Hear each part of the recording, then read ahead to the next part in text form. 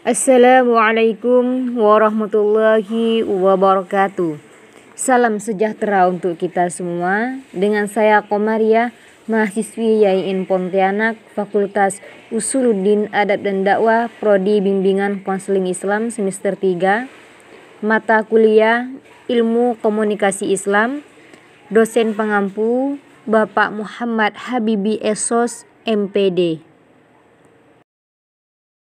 Baik, saya akan memaparkan beberapa materi. Materi yang pertama, sumber komunikasi Islam. Sebagai sebuah ilmu, komunikasi Islam memiliki sumber utama yang sangat potensial untuk digali, yaitu dari Al-Quran dan As-Sunnah. Meskipun tidak terkumpul dalam satu tempat, tetapi bahan baku ilmu komunikasi Islam yang terdapat di banyak tempat dalam Al-Quran dan As-Sunnah sangat memungkinkan untuk memformat ilmu komunikasi Islam secara sistematis, sehingga menjadi ilmu yang mudah dimanfaatkan oleh akademisi dan masyarakat secara umum. Selain Al-Quran dan As-Sunnah, dengan ilmu-ilmu pendukung untuk memahaminya, kitab-kitab para ulama, baik yang lama maupun kontemporer, juga banyak yang bisa menjadi bahan baku yang bisa diolah untuk membangun ilmu komunikasi Islam. Materi selanjutnya, konsep dasar komunikasi Islam. 1. Komunikasi ada sejak manusia ada. 2. Komunikasi terkait dengan pandangan Islam terhadap manusia. 3. Komunikasi adalah kebutuhan dasar hidup manusia. 4. Komunikasi adalah wujud dari kasih sayang Allah terhadap manusia. 5. Komunikasi bertujuan untuk saling mengenal antar manusia buat mewujudkan semangat takwa. 6. Komunikasi bertujuan untuk menebar semangat silm, kedamaian, dan kenyamanan. 7. Komunikasi adalah paket. 8. Komunikasi memiliki efek dunia dan akhirat. Selanjutnya, jenis pesan. Pesan adalah seperangkat lambang bermakna yang disampaikan oleh komunikator.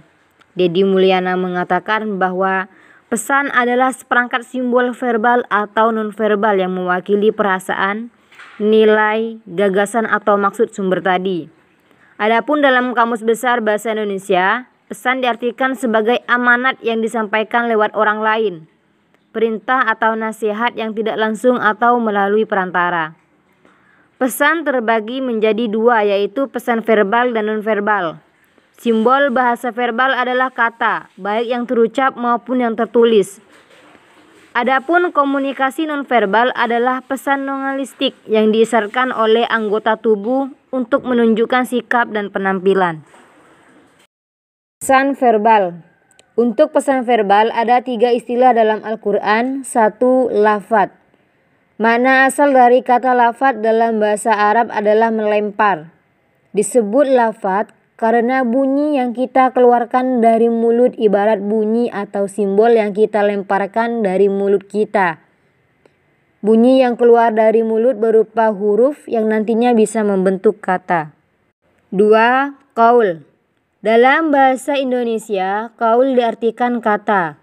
Qaul yang dimaksud adalah kata yang mengandung makna dan keluar dari lisan atas dasar kesengajaan dan kesadaran penuh dari orang yang mengucapkan. Qaul adalah jenis pesan verbal yang sama dengan lafadz atau lebih lengkap dan luas penggunaannya dibandingkan lafadz. Dengan kata lain, lafadz adalah huruf, sedangkan qaul adalah kata. 3. Kalimat. Kalimat dalam bahasa Arab adalah senyawa dari 2 unsur, yaitu lafadz dan ifadhah. Jadi, kalimat adalah susunan lafadz yang mengandung makna yang sempurna. Menurut ahli bahasa, kalimat minimal terdiri dari 2 kata atau lebih yang mengandung makna yang sempurna. Pesan nonverbal. Selain membahas tentang bahasa atau pesan verbal, Al-Quran juga kaya dengan informasi dengan bahasa nonverbal. Di antaranya yang dibahas oleh Al-Quran adalah makna isyarat mata, wajah, tangan, kaki, gerakan tubuh, bibir, bahkan seterusnya. Bahkan bisa dikatakan bahwa isyarat tentang pesan nonverbal dalam Al-Quran meliputi isyarat dari ujung kepala sampai ujung kaki. Selanjutnya, kekuatan pesan.